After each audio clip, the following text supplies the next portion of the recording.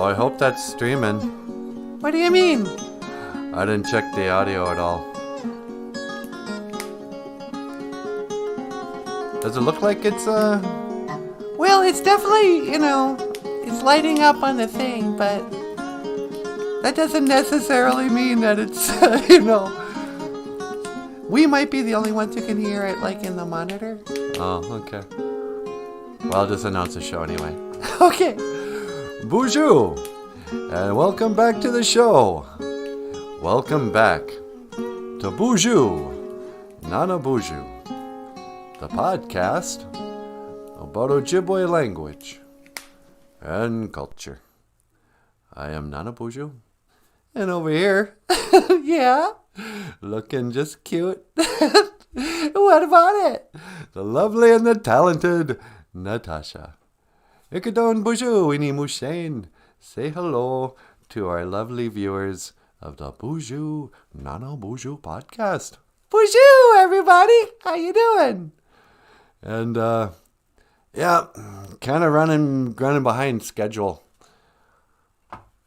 We have to, when we set up this live stream, there's some stuff you got to do with the audio.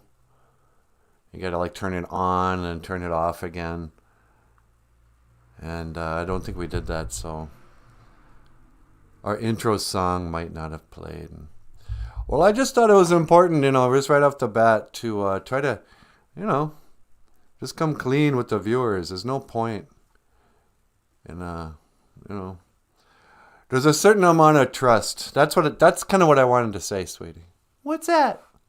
Well, there's a certain amount of trust between us and the viewers.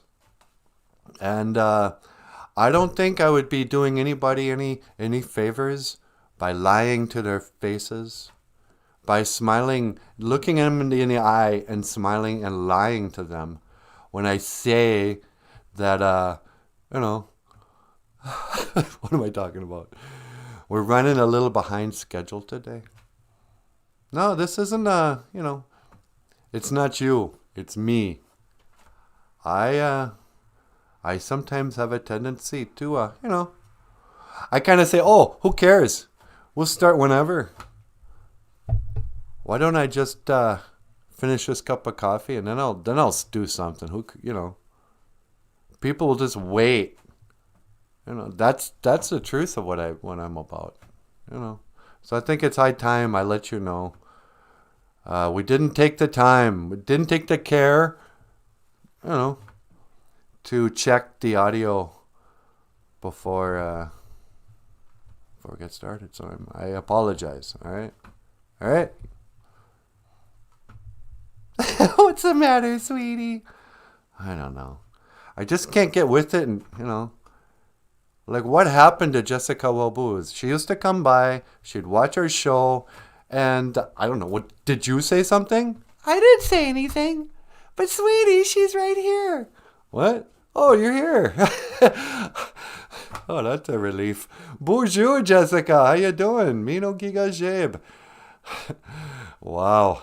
So that was all for nothing? Yeah, that was absolutely for nothing. Oh, okay. Oh, good. I feel better. I sometimes have a tendency... Nah, I'm just screwing around. How you guys doing? Why? I don't know. So today, getting just serious here. The sunrise, the sun is rising, and so it is time where the Anishinaabe man will sit and think of the Ojibwe word of the day. Because back in the days of the grandfathers, sometimes we would call Mondays the Ishwa Anama E Gishakad.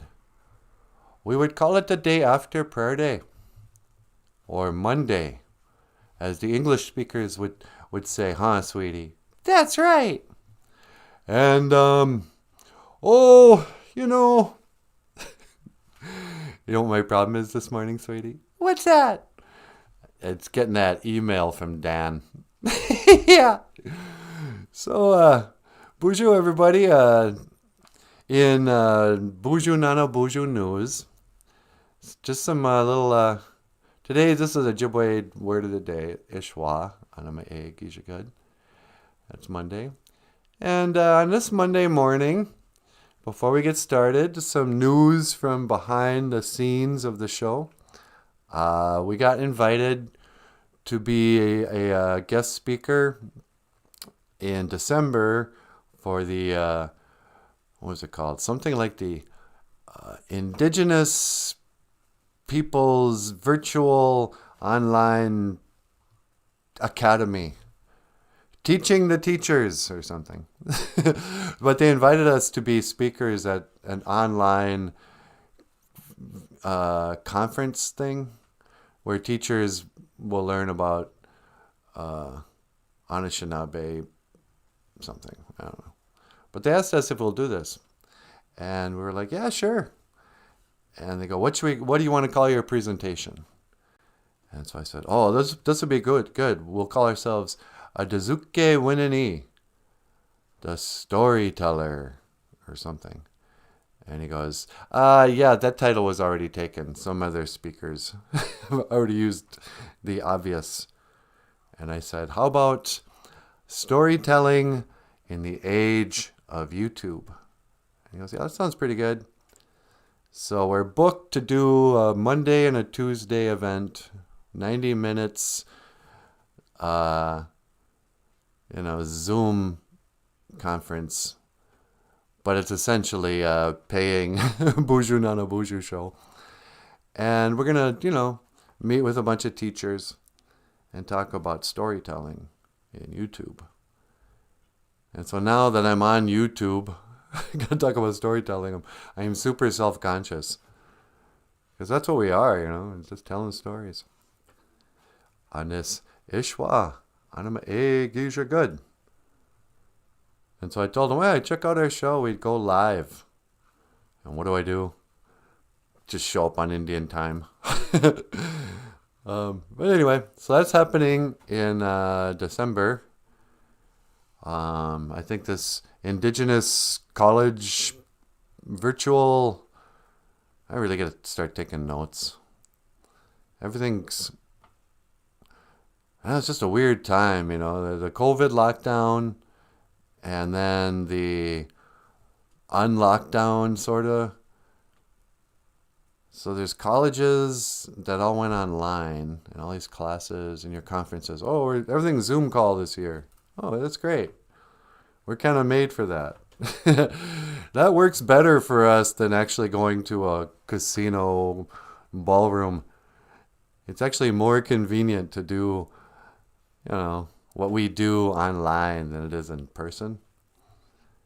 But then by next December, well, won't colleges just be like normal college like we remember?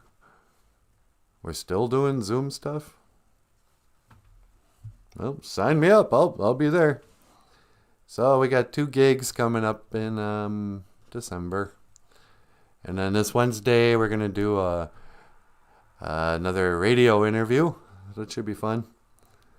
When you do radio interviews, you got to get really really cool, because people are just listening to your voice. So you get up really close to the microphone, Especially if it's like public radio. Like, hey, you're listening to, they want to hear your voice just up close. Hey, welcome back to the public radio's close talking to the microphone show. Today's special guest, NANABOOZHOO from the BOOZHOO NANABOOZHOO podcast. That's what radio's like.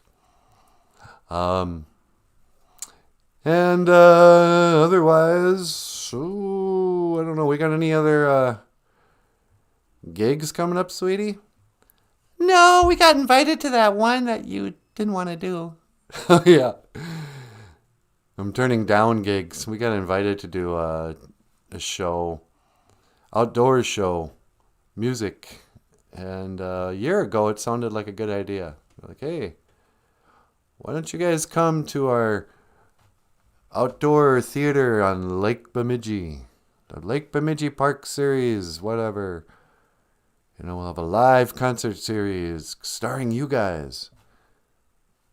And I was like, yeah, okay, that sounds great. We'll pack up all the equipment. We'll get we'll get our microphones and the amplifiers, the guitars. Michael can come, and he can, introduce us, tell some jokes, and sing some songs. And then I started thinking about it. I'm like, yeah, okay, how much is this paying? $100? All right. For how many hours? Is this just a 1 hour gig?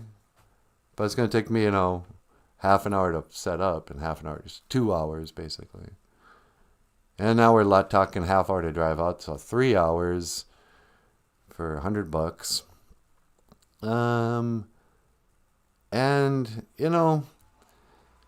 when you think outdoor concert, you're picturing it being 72 degrees, a light breeze, a beautiful sunset or something.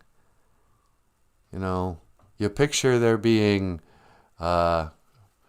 couples, maybe young families, strolling through nature, and they stop to listen to your beautiful songs. And you go, hey, yeah, that sounds wonderful. Let's do that. But the reality of the live music performance outside, 9 times out of 10, you're just playing for the sound guy and his girlfriend. Those outdoor gigs, they're not advertised. Nobody knows you're going to play. So it's somebody who's not planning on listening to music is your audience. There's a good chance in Minnesota it's either going to rain for a while on you, or it could be freezing or super windy or super, super hot. The whole thing could turn out to be kind of a drag. And so I was like, I'm getting too old to chance it. I don't want to take the chance of playing a live gig that's stupid. Sometimes outdoor events planners too, they think everything's, Woodstock.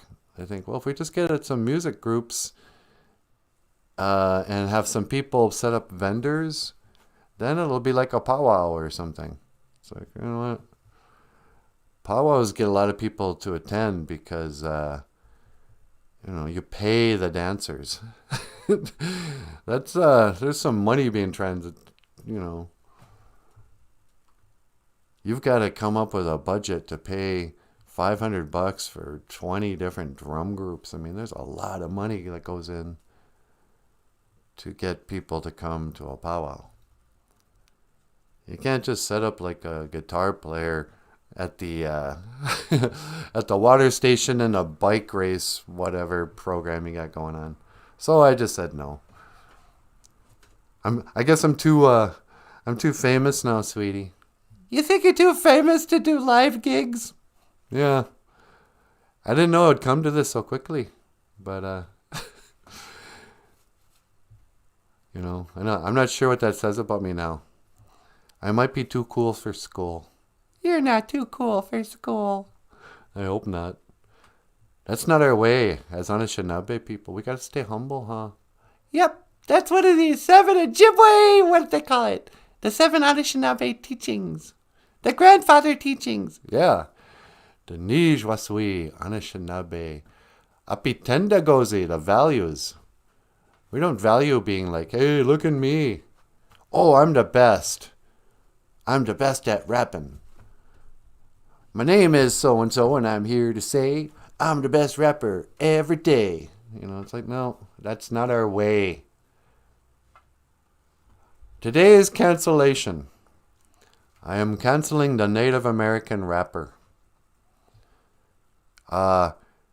Sorry, Res rapper guys. I know some of you are going to be disappointed. But you can't be all boastful and, hang out with a posse and dress like a, somebody who's from Camden or whatever these towns are called in California. I know you saw the movies. You went, oh, look at that. That's like me. I'm a Native American rapper. I'm kind of like the Boys in the Hood. That's what they're saying. Sorry, guys, you're not. You're just an old shenab from the res. Your grandma and your grandpa live down the road. You don't know anything about what it's like to grow up in the hood. You grew up with a view of a lake. All right? You were more likely to get Lyme's disease than get, capped in whatever by a homie. Okay? So the res rapper, the Native American gang hood guy, whatever you think you are, it's over. That's no longer going to be allowed. You're going to have to take off that big gold chain. That's not our way. Where did you get that gold chain? We don't even, I'm sorry. And I'm right, because as a Native American rapper, gangsta, in your DNA you got to listen to your elder, don't you? I'm not talking to the BOOZHOO crew here. This is for the hardcore. If you've renamed yourself and it's not in Ojibwe, if your last name is a family name that everyone recognizes from the reservation, there's basically about 10 family names that anyone can come from. But you changed your name to be like Eddie Z or something, that's canceled. You can't do that anymore. No more doing that. Sorry. Res rap name. Oh, Wisini. Yeah, see, Wisini doesn't count because that's an Ojibwe name. That's not the same thing. Like if you call yourself Lil Nas X, that's not. If you're Anishinaabe, you can't do that anymore. That's been canceled. You have to go back to the old ways of giving somebody tobacco and they will give you another name. You don't get to just name yourself something else because you're a rapper. Oh, it's okay. I'm a rapper. I have a Facebook page and I laid down some sick beats. And, I'm going to be a rapper about the res experience, about the authentic reservation life, about how it's hard. And if it sounds and looks just like what 100% of the other rap videos, if you're waving guns and flashing greens, like I knew this guy. Because what's kind of embarrassing about it? Like you kind of want to let the kids have a pass. At least they're doing something creative. Oh, I'm writing rap lyrics. I recorded myself rapping on this track. And so now, I rename myself Lil Rez X or whatever. If you're a teenager, I'll let it slide. You're not quite canceled.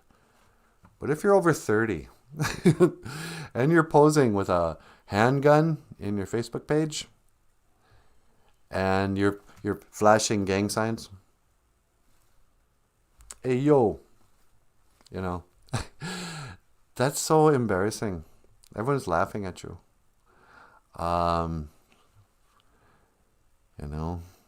You can't be a 33-year-old who lives, with his grandma and then pose as a gangster. I saw this one guy who was like 35 years old. Somebody else has to pay for his way in life. He never had a job or anything. But he's a rapper and a gangster. And he was holding up, I think it was about, $500 in 20s. And a picture with a handgun. And he's all tatted up and stuff. And he's like acting all tough.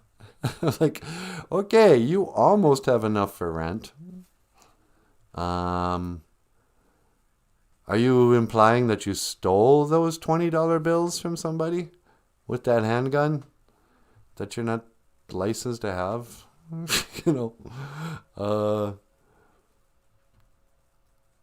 I know that that will impress some really, really, really dumb girls. Just the worst kind of impressionable, dim-witted girls in your neighborhood who's going to think, oh, look at him. He reminds me of, name your rapper. Tupac. Oh, you're the Indian Tupac, are you? Yeah. Yeah, you got almost $500 in 20s there. That's great. Did you work for a while? Did you, did you win that at the casino? Oh, good for you. Yeah. Yeah. Then they start rapping about growing up on a res.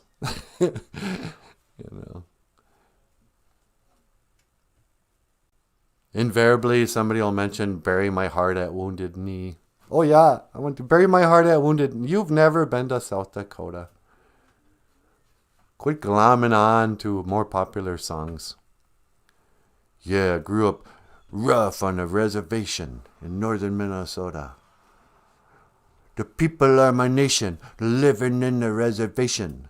They got the authority to kill a minority. It's like, nah. I'm canceling you. It's over. You had your fun. You got to wear the big old pants like the guys in jail. Since, we're going on 30 years of that. That's another thing I got to cancel.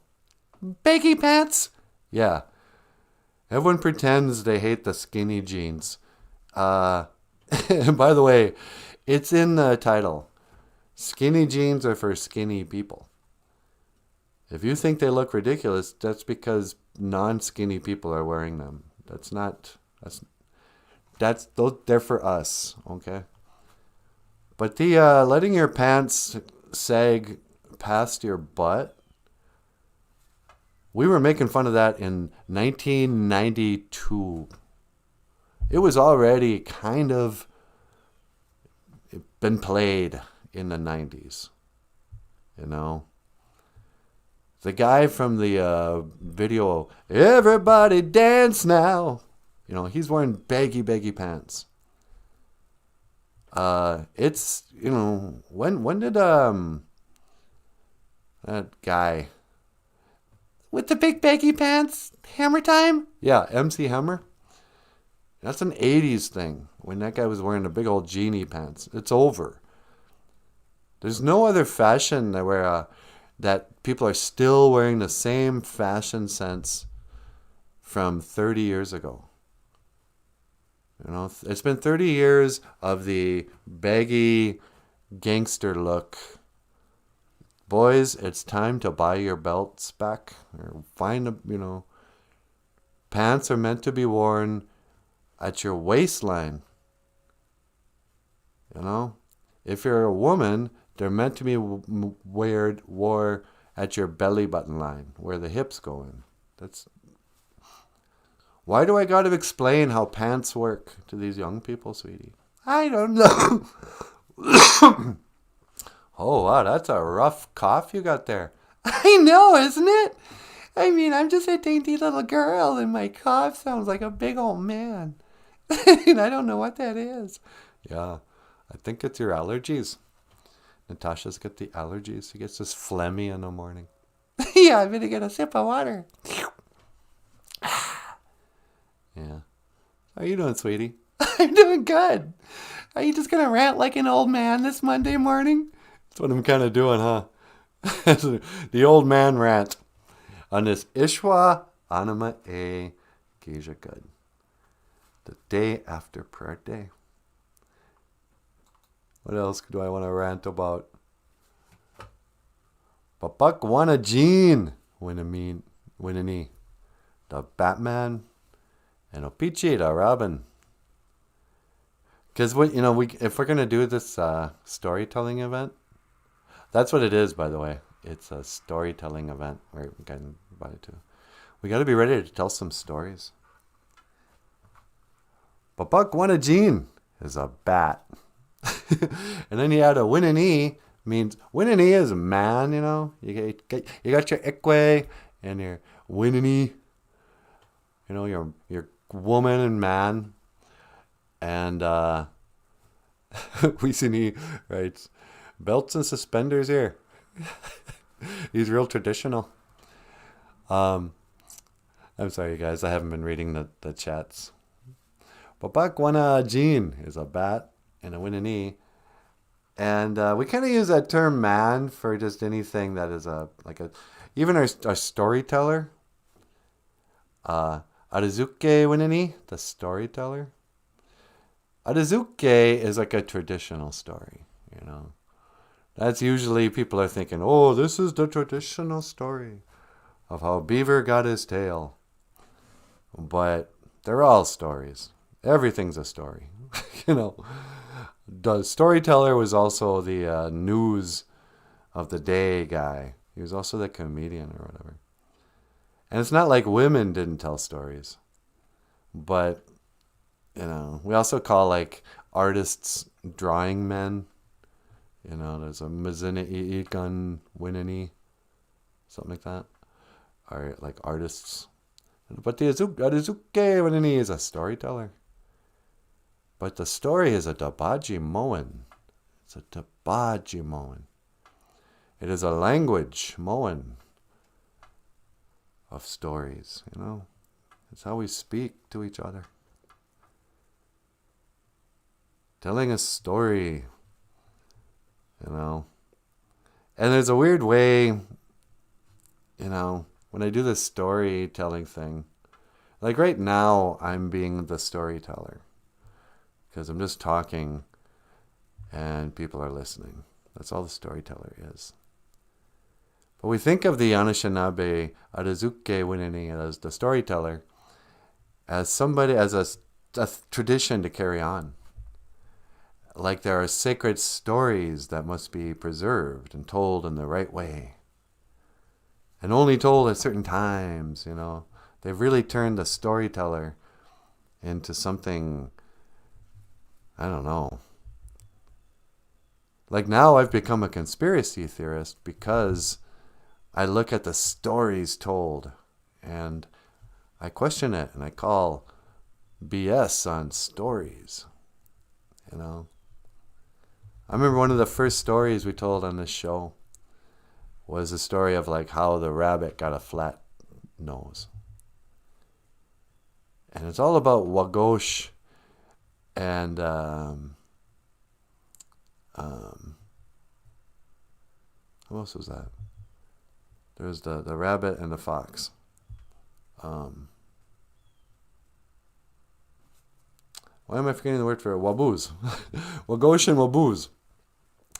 And it's all about, you know, the fox hunting the rabbit and he chases him around and the rabbit keeps, you know, putting on different disguises and then bonking, you know, and if you tell it in a good way, it's pretty funny.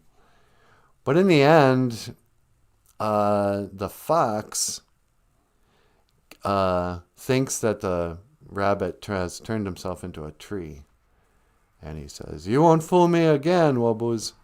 I am Wagosh. I am the mighty hunter. I know you have just turned yourself into a tree." And so he goes to hit the tree, but just at that moment, for some reason, the rabbit pokes his head out of the tree. He didn't turn into the tree, it was in the tree. And he gets smacked in the nose.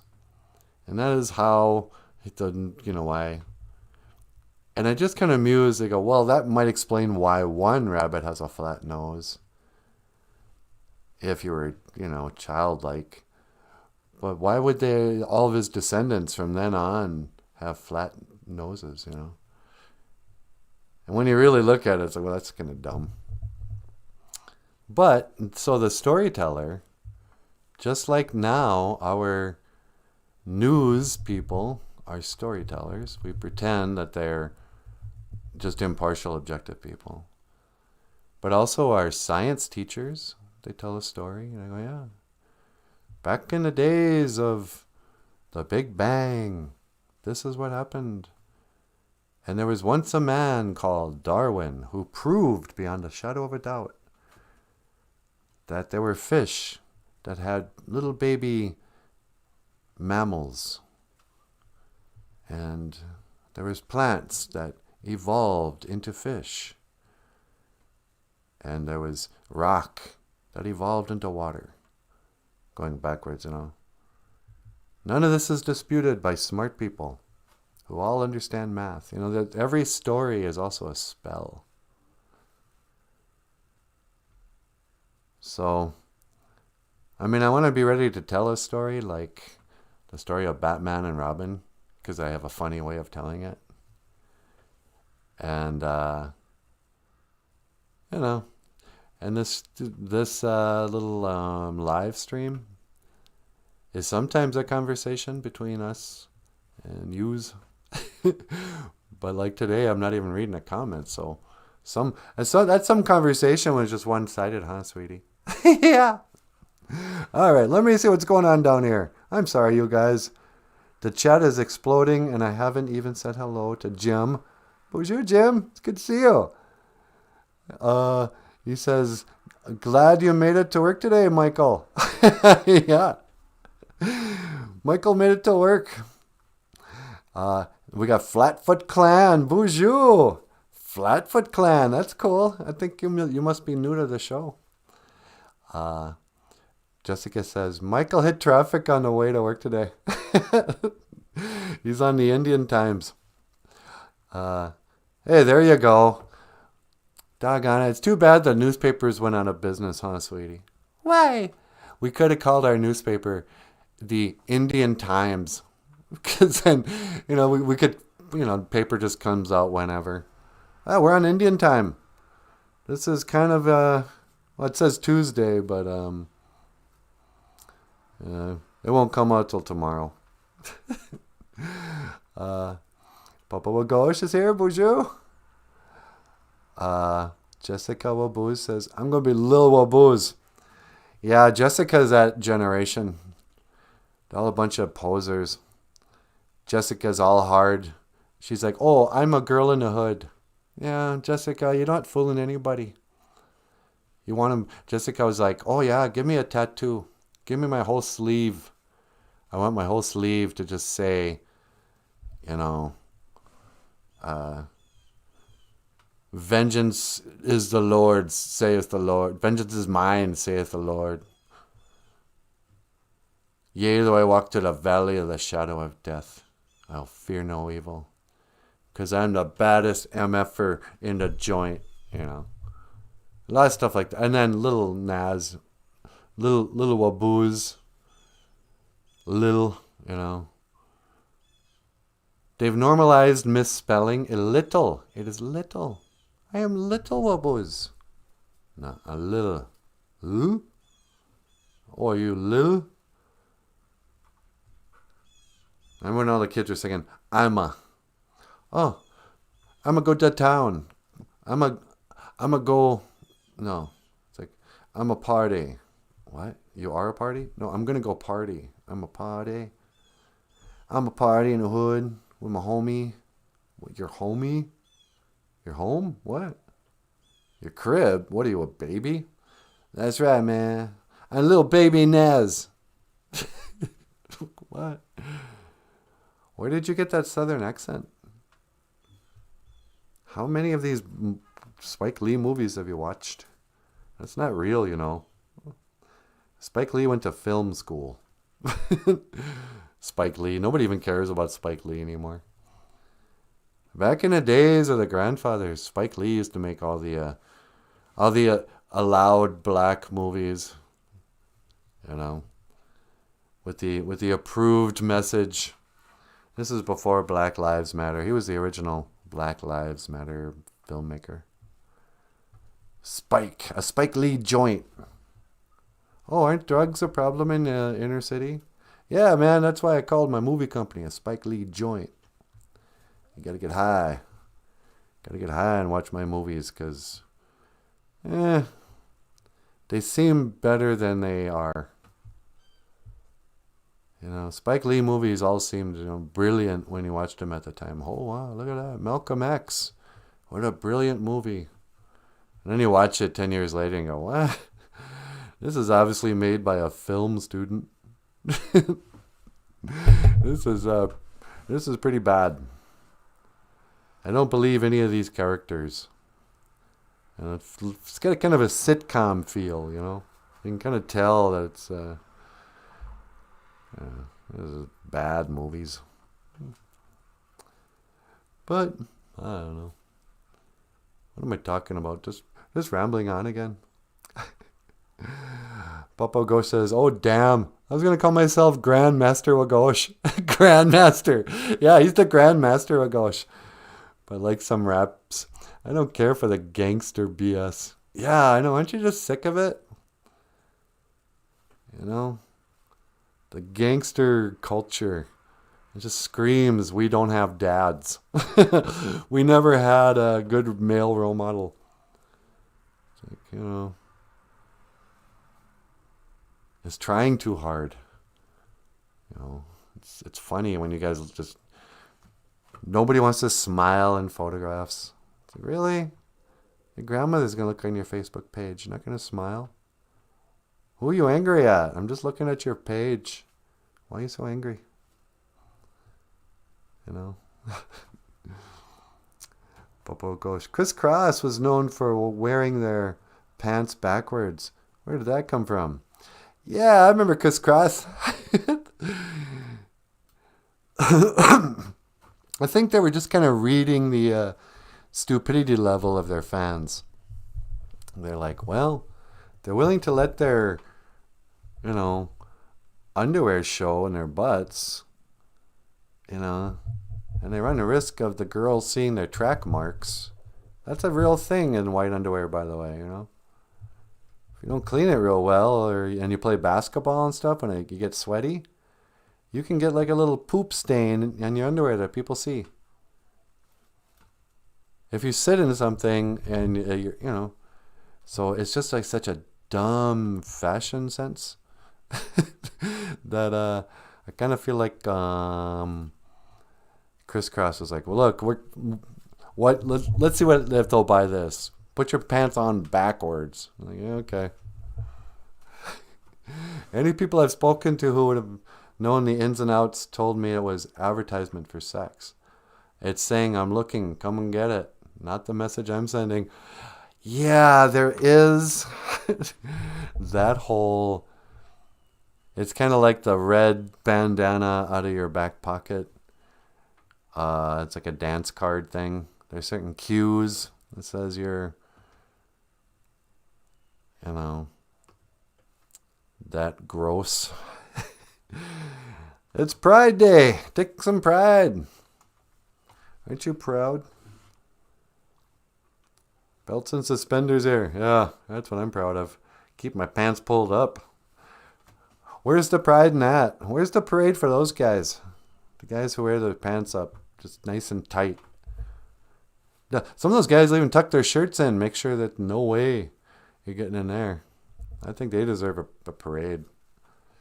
Grandpa would say, well, Booze was Ashki Wanagagozi. Ashka Wanagagozi. He is too smart for his own good. Yeah, I probably am. And I'm not even that smart. Back in the day of the single cell organisms. Yeah, the single cell organism. You know, is that life? How can you say that life began, you know, in single cell organisms, but not consider life in the womb? Oh, that's just a bundle of cells. That's not even life. An abortion's not killing life. It's just cells. But evolution, that's life. Yeah, what? Nah.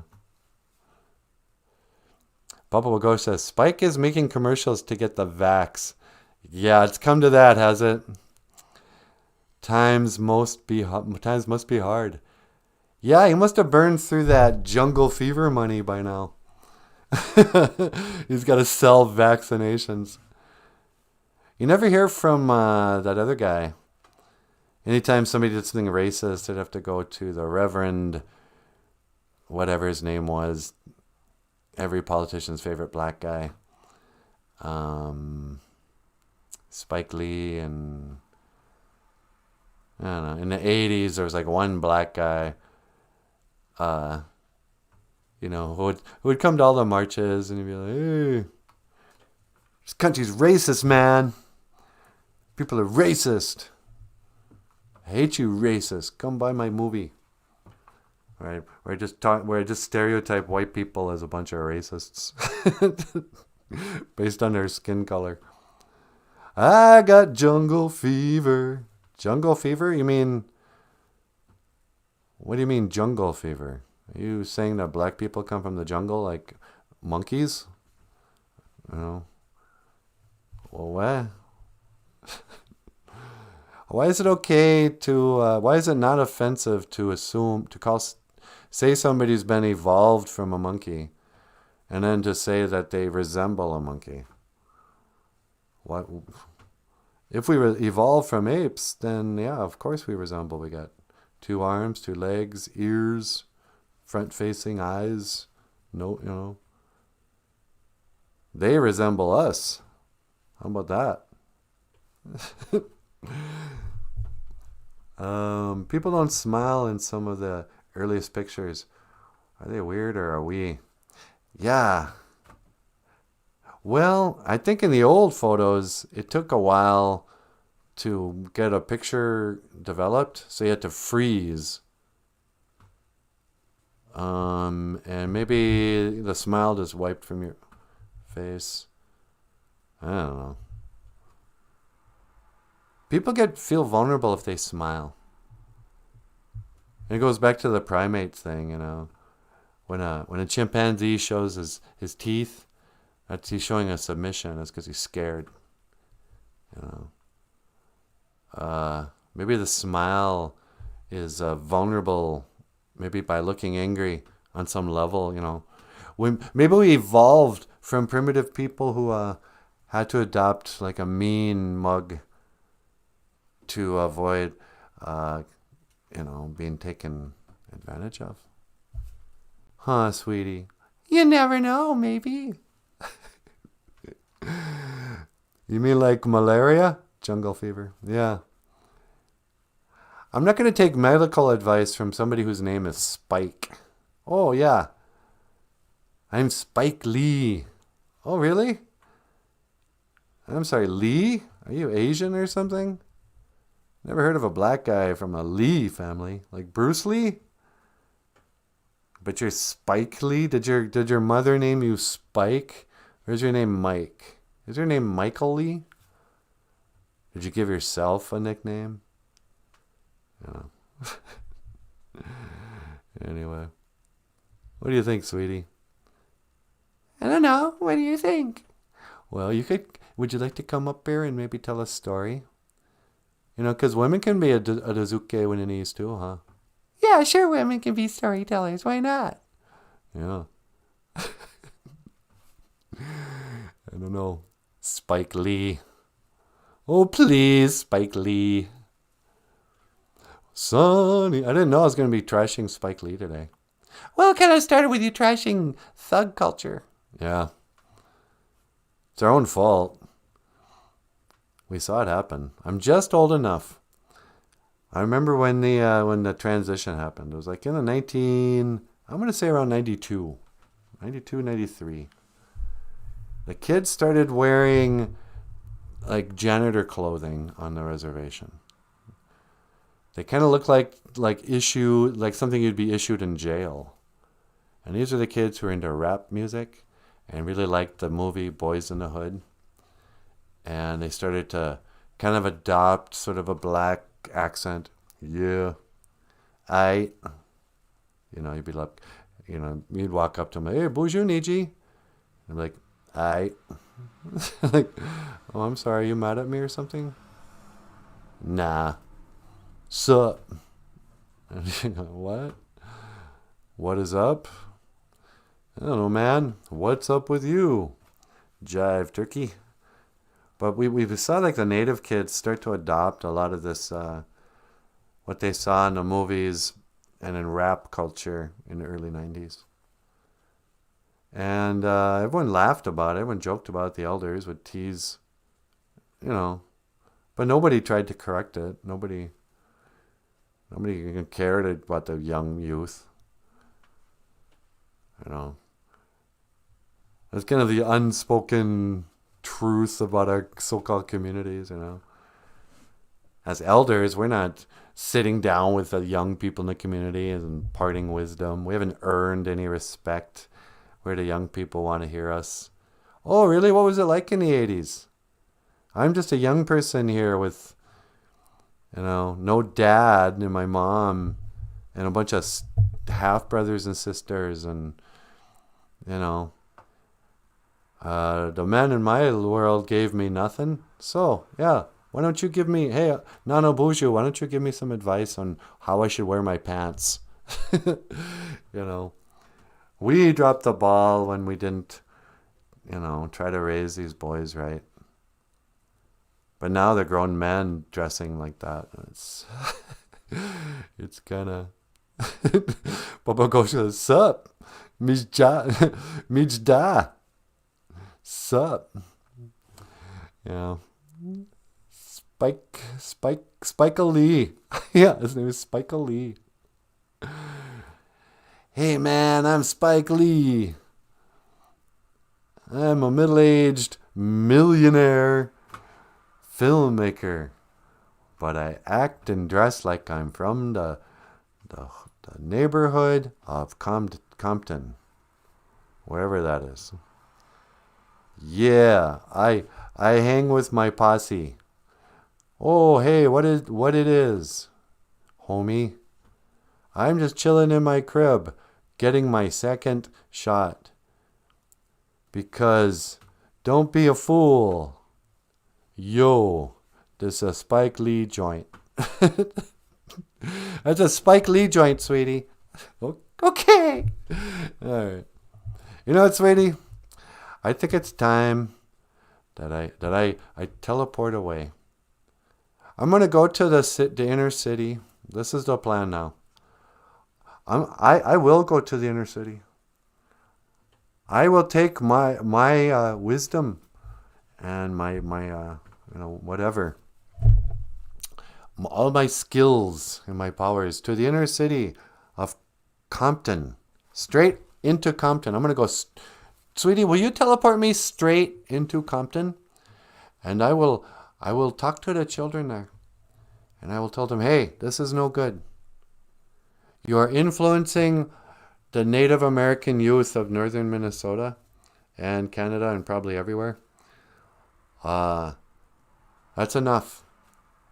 If you guys start to, straighten up and just, put down the drugs and, go get a job, go back to school, then our boys will follow your lead. So, sweetie, would you mind teleporting me into Compton? I got to take care of this before we can do anything else on this show. I'm not going to teleport you straight into Compton. You wouldn't make it back. Okay, thank you very much. I realized I was writing a check. My mouth was writing a check my butt couldn't cash. Is that ancient Indian wisdom? Yeah, exactly. Instead, will you teleport me to the kitchen? And I can go get some coffee and a bran muffin for you and me. And then you can say hello to the crew. Okay.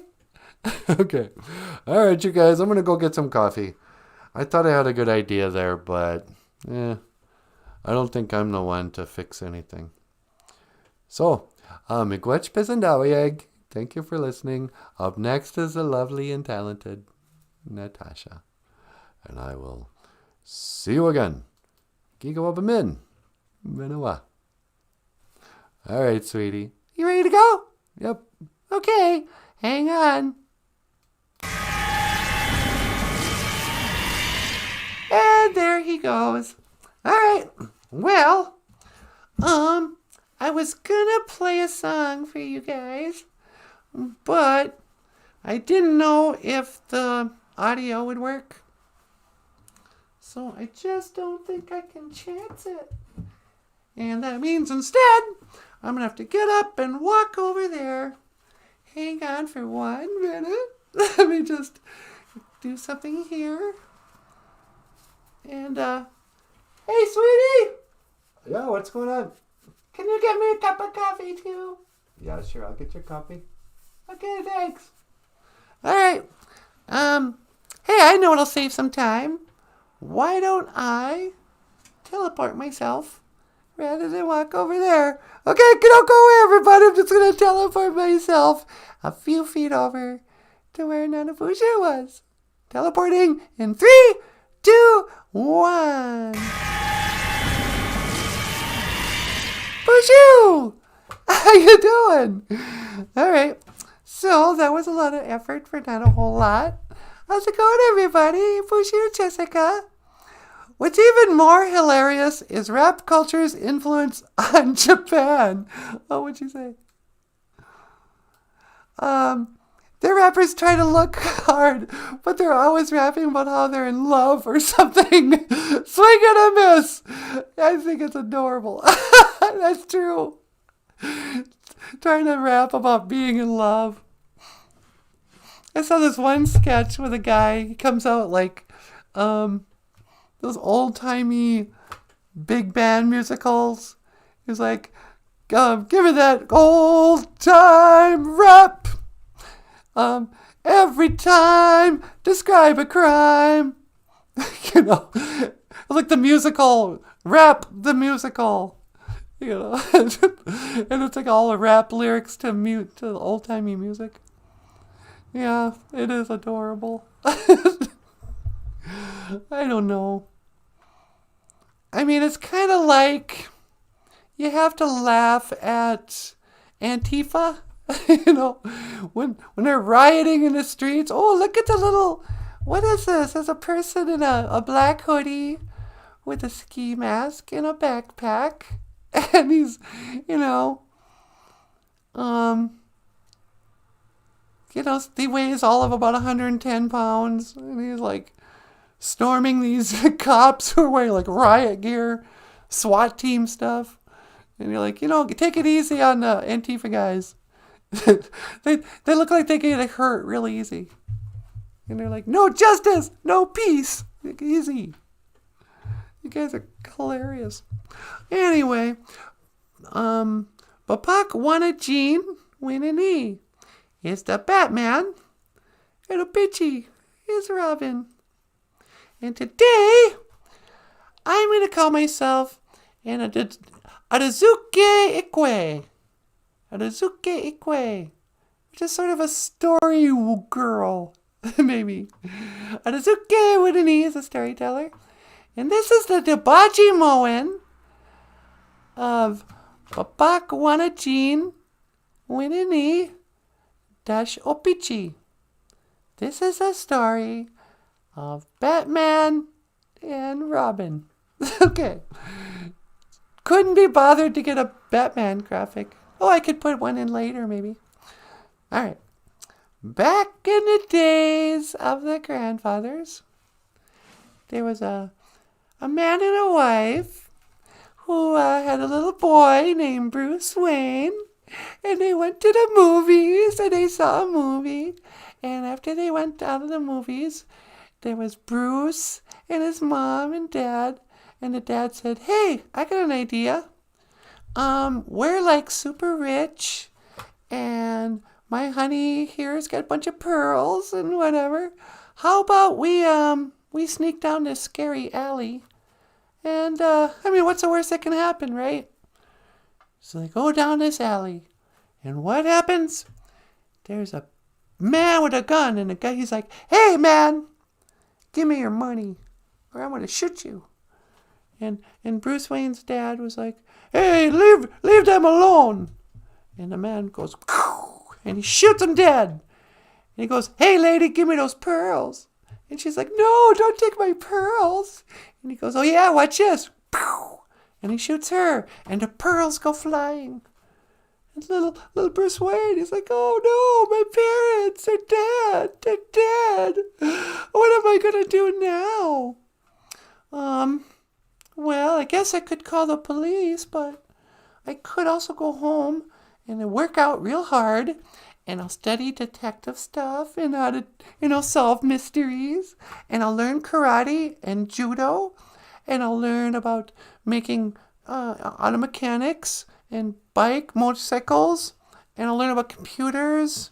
And I'll also learn about becoming a seamstress. I can make clothing and how to sew. And I'll have to learn about how to fly a plane. And I'll do all this by the time I'm, I don't know, mid-20s. And then I'll get vengeance. I'll fight crime in the streets so that nobody else will have to be like me, all sad, and lose their parents to the crime. And that's how he became Papak Wana Jean Winnie Batman. So, years go by and everything's fine, Bruce Wayne is the Batman.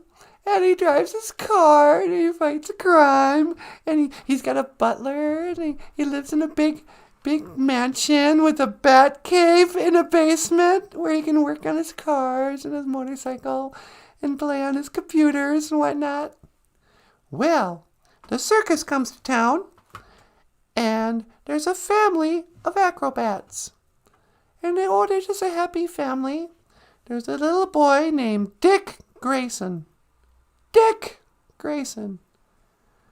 They could have called him Richard, Rich, Ricky, but no.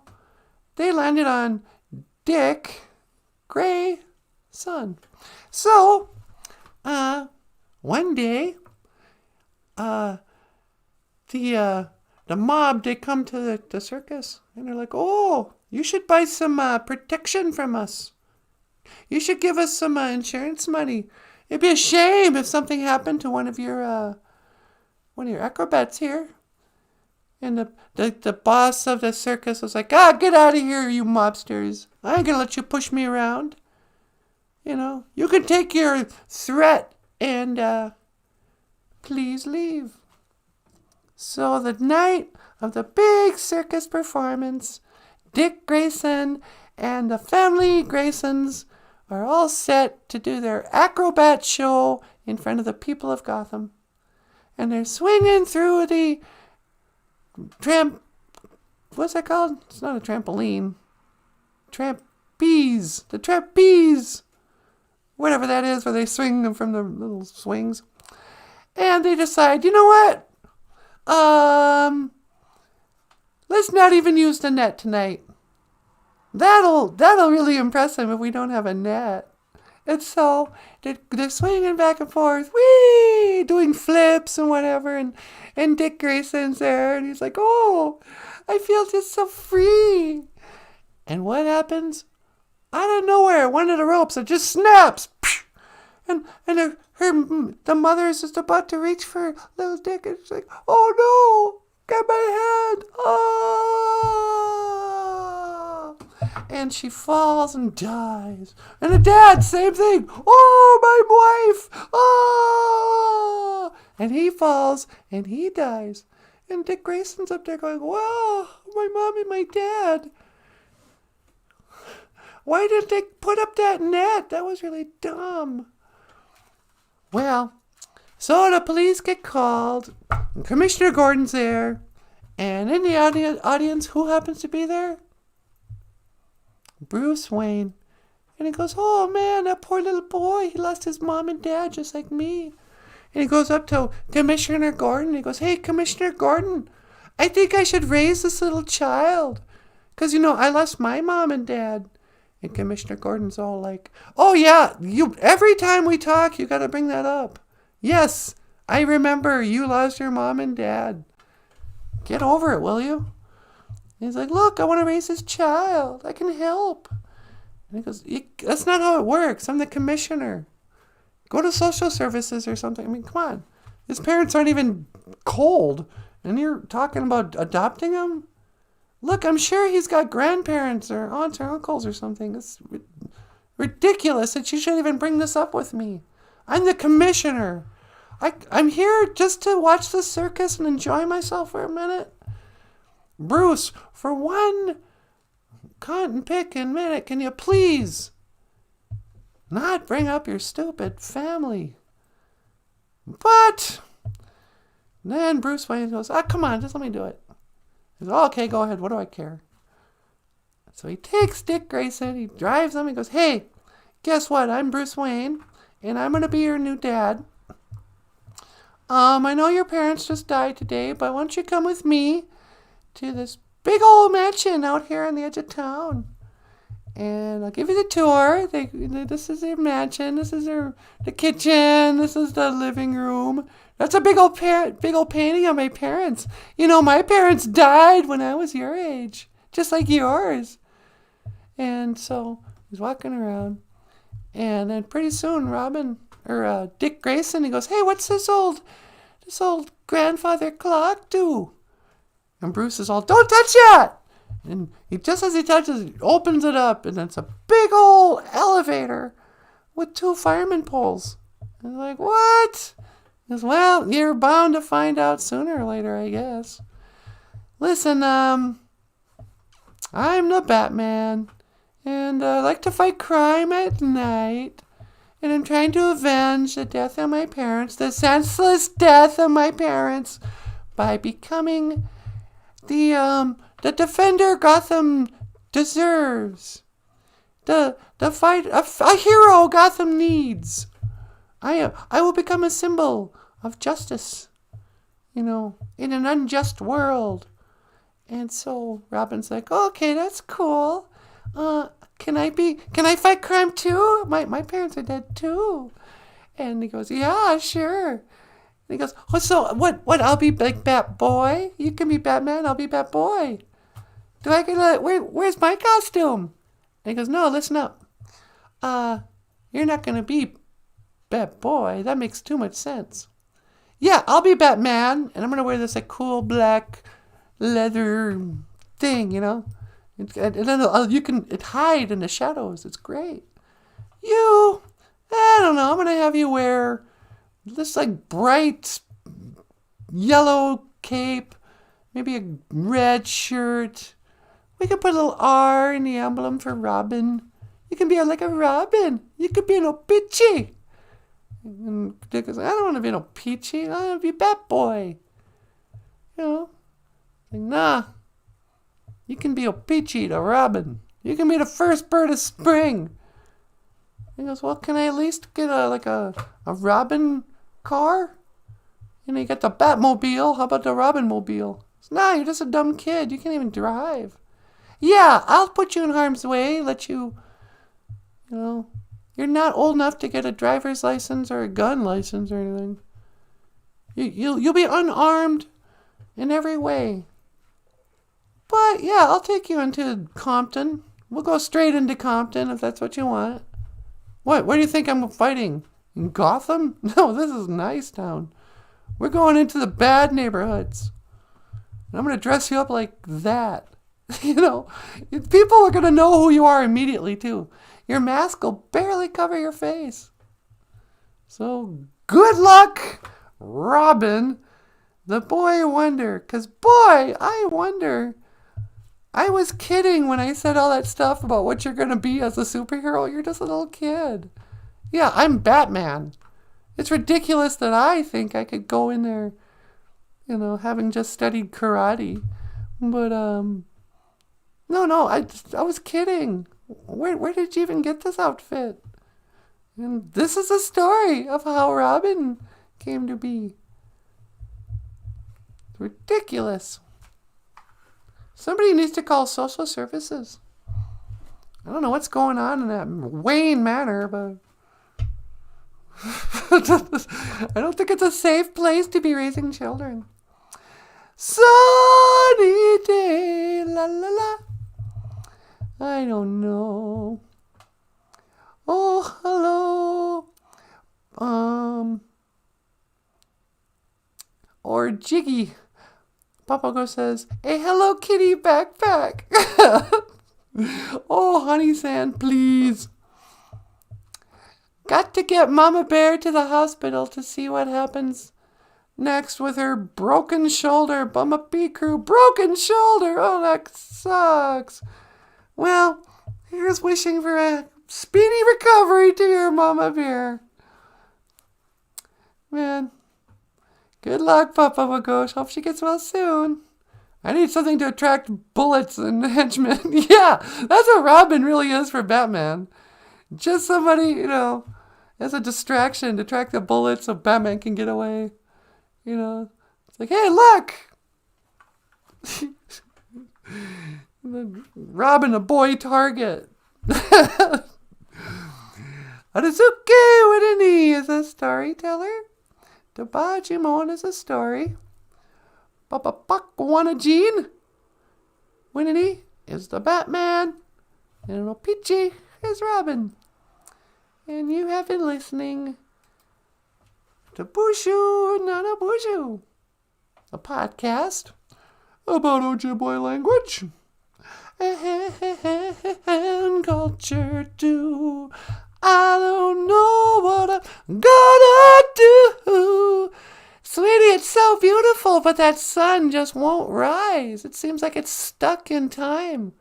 It's almost like it's a photograph. But it's so pretty.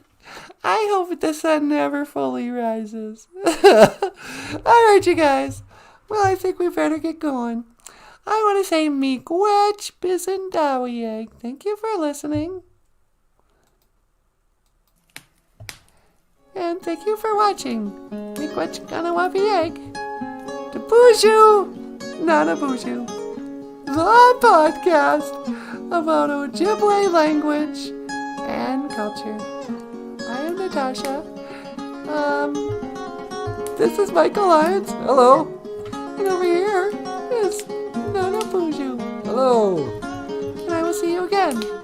Giga Wabba Mid. Hawa.